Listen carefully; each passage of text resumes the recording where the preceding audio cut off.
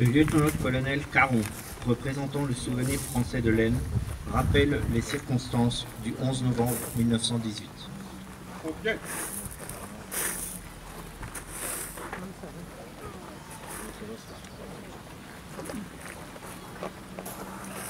Après 4 ans d'une guerre mondiale, l'armistice a été signé le 11 novembre 1918 à 5 heures dans le wagon bureau du maréchal Foch, stationné au carrefour de Retonde, en forêt de Compiègne.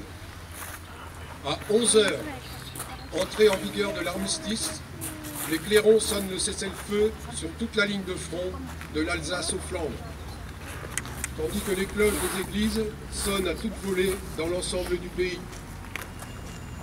La France est en liesse, mais cette joie est douloureuse. En effet, il faut reconstruire les régions ravagées par la guerre, soigner et entourer les blessés, dont tant de gueules cassées, faire le deuil de près de 2 millions de tués ou disparus. La France se couvre de monuments aux morts. L'image de ce conflit qui nous émeut encore est celle de la boue, du sang et de la souffrance des poilus. Il convient de se rappeler que c'est la réalité de la guerre et que cette image n'est pas limitée à la seule guerre de 14-18, même si elle a imprimé une marque indélébile dans la conscience collective. D'autres guerres et conflits ont suivi depuis sur le sol national, outre-mer ou à l'étranger, dans lesquels l'armée française a combattu. Elle est encore engagée sur de multiples théâtres, avec des pertes toujours douloureuses pour les familles.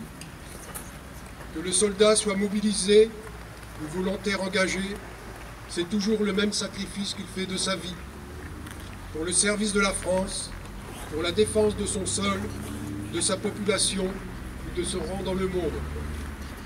Cette cérémonie fait mémoire de tous ces combats et rend hommage à tous les morts pour la France.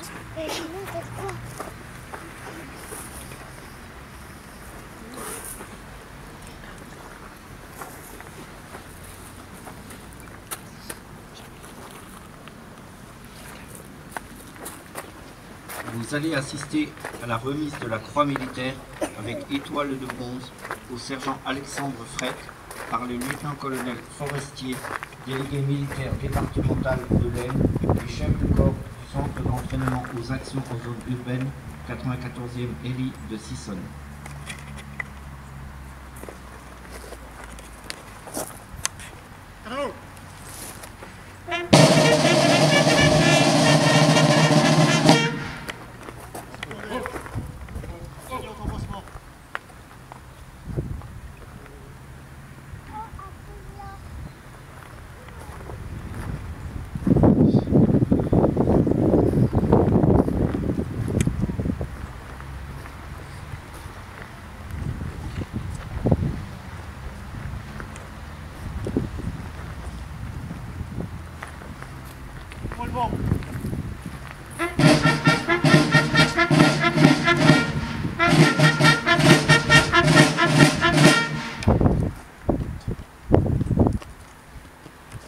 Sergent Alexandre Freck, au nom du ministre de la Défense, nous décernons la croix de la valeur militaire avec étoile de bronze pour le motif suivant. Engagé du 24 décembre 2013 au 22 mars 2014 comme chef de groupe au sein de la compagnie du génie dans le cadre de l'opération Sangaris en République centrafricaine, a fait preuve de belles qualités militaires. C'est particulièrement distingué le 28 janvier, durant une opération de fouille d'une maison servant de refuge à des miliciens. Approchant du bâtiment, a décelé plusieurs hommes armés, mettant son groupe en appui, a contribué à la capture de ces individus. Entrant en tête dans la maison, a surpris une personne armée tenant en otage une famille, a coordonné l'encerclement et la capture de cet homme par son groupe, protégeant ainsi la famille. C'est particulièrement illustré le 1er février à Bangui. Se rendant sur la position d'une roquette non explosée, a été violemment pris à partie par 3 hommes armés. Faisant preuve d'un sang-froid remarquable, a conduit une riposte précise, permettant à la section de manœuvrer efficacement. Mérite d'être cité en exemple. Fermez le banc.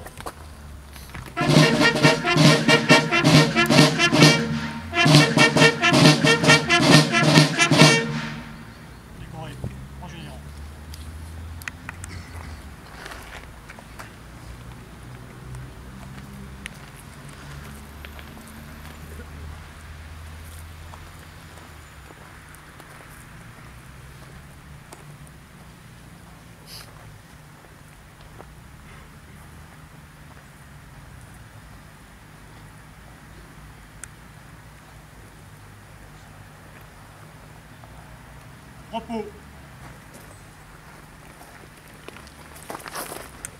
Monsieur Léger, président du comité d'entente des anciens combattants de la ville de Laon, va lire le manifeste des anciens combattants.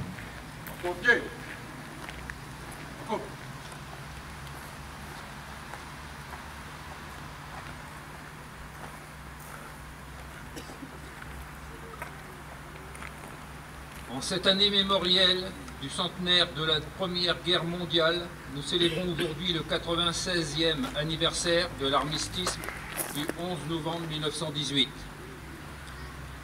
Quelques semaines après le déclenchement de ce conflit, l'avancée des troupes allemandes menaçait Paris. Une contre-offensive franco-britannique donnait un coup d'arrêt à l'ennemi et se terminait le 12 septembre 1914. Ce fut la première victoire de la Marne, mais la guerre allait durer encore 4 années.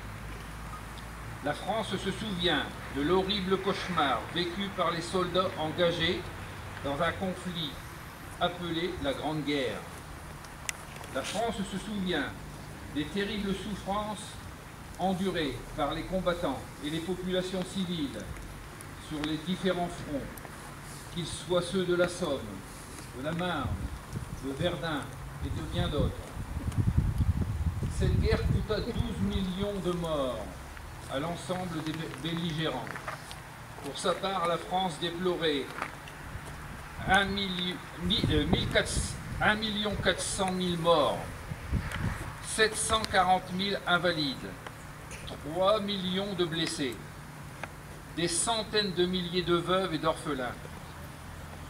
En ce jour de commémoration s'insérant dans le cycle mémoriel officiel marquant jusqu'en 2018 le centenaire de la Première Guerre mondiale, rendons hommage à tous ces soldats de métropole, d'outre-mer et des pays alliés qui ont fait preuve d'un courage exemplaire, méritant notre reconnaissance.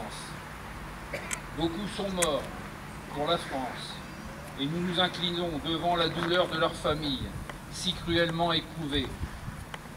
L'Union française des associations de combattants et victimes de guerre, l'UFAC, fidèle au souvenir de toutes les victimes de tous les conflits, invite la jeunesse à œuvrer pour une communauté internationale plus juste, plus solidaire, plus...